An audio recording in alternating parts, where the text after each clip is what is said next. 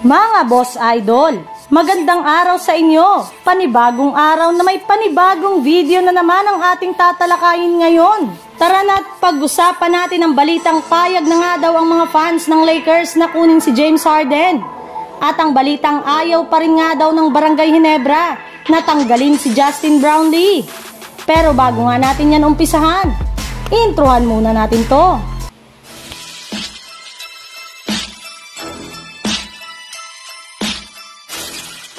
Halina't pag-usapan natin ang payag na nga daw ang mga fans ng Lakers na kunin si James Harden. Matapos nga na matalong muli ang Los Angeles Lakers sa kanilang game laban sa Sacramento Kings, ay marami na nga sa kanilang mga fans ang pumayag at nagsabi na dapat na nga talaga nilang kunin si James Harden sa isang trade ngayong season, habang hindi pa huli ang lahat at hindi pa sila nalalaglag muli sa ibaba ng standings. Yes!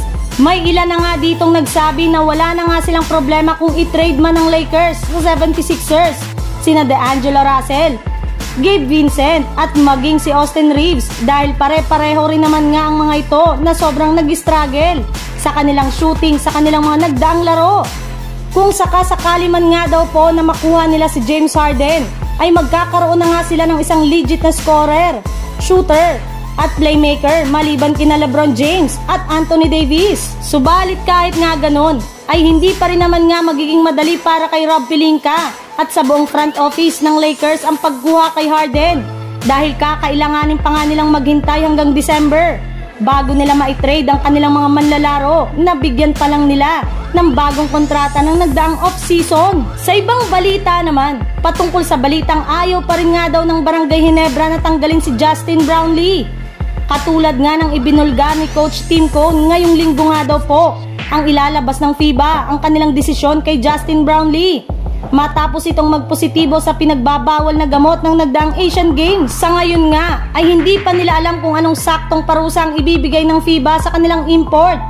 Ngunit tinutulungan rin naman nga daw po ng SBP at SMC Group si Justin Brownlee sa kanyang hinaharap ngayon na suspension. Ayon rin naman nga kay PBA Commissioner Willie Marshall, kung siya nga daw ang masusunod ay hindi niya sususpindin si Brownlee sa PBA. Gayong alam rin naman nga niya na masama ang ginawa nito, gayong ginagamit rin naman nga ni Brownlee ang pinagbabawal na gamot para mapagaling ang natamo nitong injury. Kaya dahil nga dyan ay nakapagdesisyon nga ang Barangay Ginebra na wag munang tanggalin si Justin Brownlee sa kanilang lineup sa darating na Commissioner's Cup. Yes, kasali pa rin naman nga ito sa kanilang team kahit anuman ang maging desisyon ng FIBA sa mga susunod na araw. Kaya dahil nga dyan ay makakapaglaro pa rin nga ito sa kanilang team at makakasama pa ito sa kanilang mga ginagawang practice kapag natapos na ang ipapataw sa kanyang suspension.